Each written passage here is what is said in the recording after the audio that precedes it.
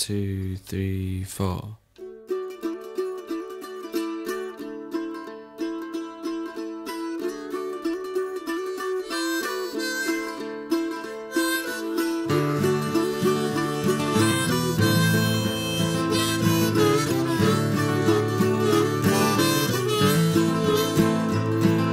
Standing on the west side of your cliff, bury a ghost.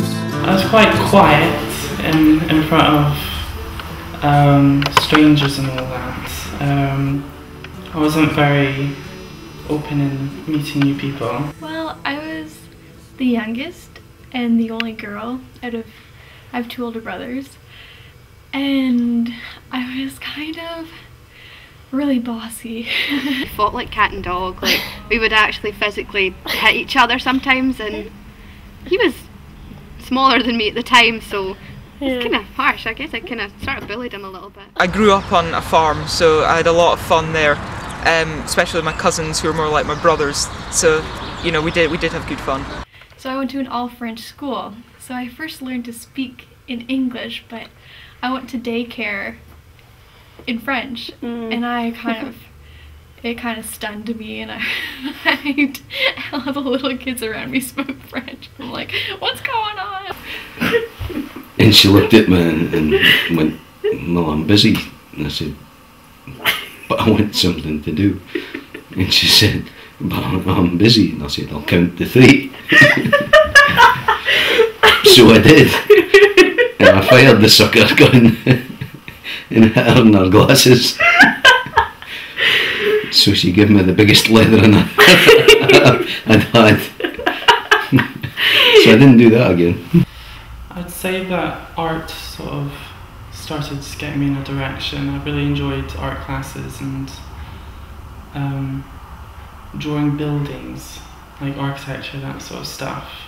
That's always been there in the background. I actually a lot more when I met different people in my year, and of course ended up in different situations, a lot of them involving alcohol. And I remember once, I just remember we went to our friend's house and we were drinking bottles of red wine, and somebody locked me in an attic, and it was probably one of the scariest things that's ever happened to me.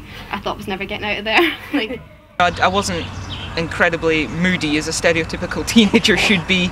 I just kind of had the same, you know, I still had the same amount of fun. I made a lot of new friends, and I started to travel about a bit as a teenager and gained probably quite a lot of experience doing that. So it was, my teenage years were quite kind of eventful and beneficial to me.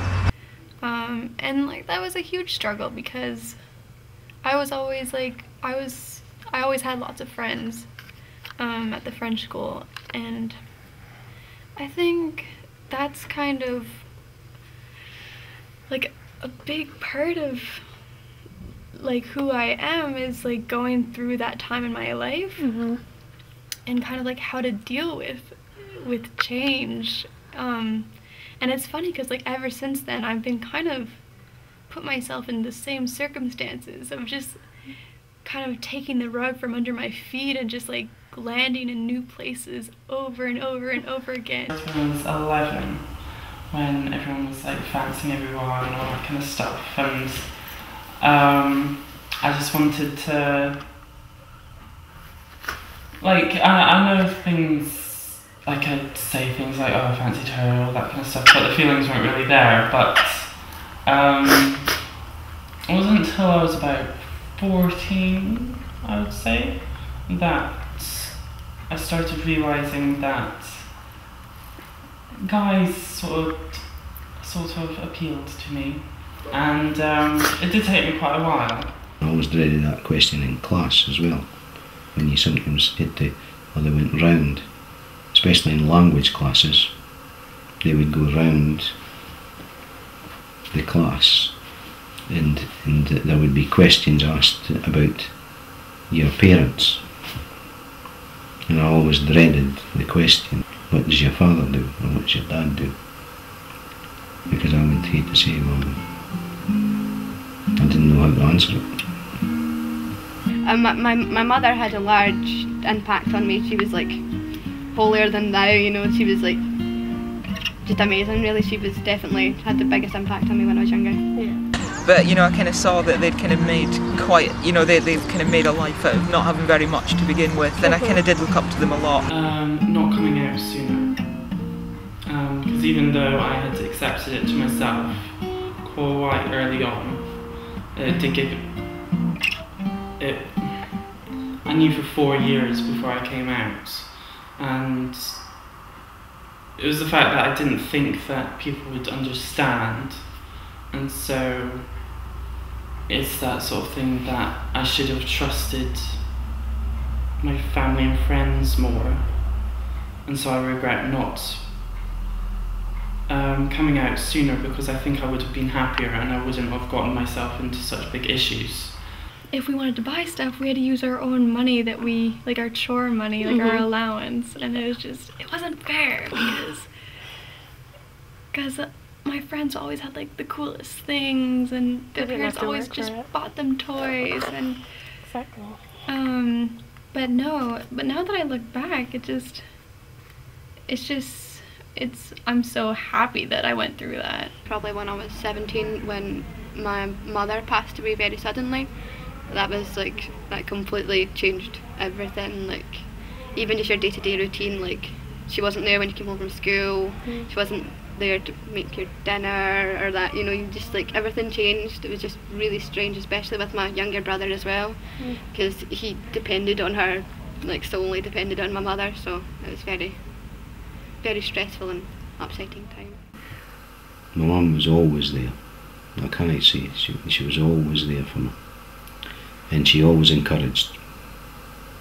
A lot of the times she couldn't help me academically, but she would always be willing to sit down and listen, or be there and just sit and let me work through things. I also do a lot of paranormal investigation, which I've been into for many years, and people suggest to me that it's because I've always had an interest in magic. I was an avid viewer of the show Bewitched with Elizabeth Montgomery many years ago, and people always say, it's intrigued in kind of a mystery world of magic and the supernatural, Harry Potter, and apparently the closest thing to that is the paranormal. Yeah. And so I've done a lot of investigations pretty much around the world, Europe, Asia, America, around the UK, a lot. And we've got an awful lot of good evidence which is collected and goes to different organisations and universities around the world. Seeing true emotions, and it doesn't necessarily have to be done in front of like thousands or millions of people. It can, even if it just hits home to like 1 or 2 people just sitting in a room and they're just watching this sort of theatre, also really gets my passion going a lot, because that's still theatre, and being able to incorporate all the different ideas would be a very interesting and creative. In the morning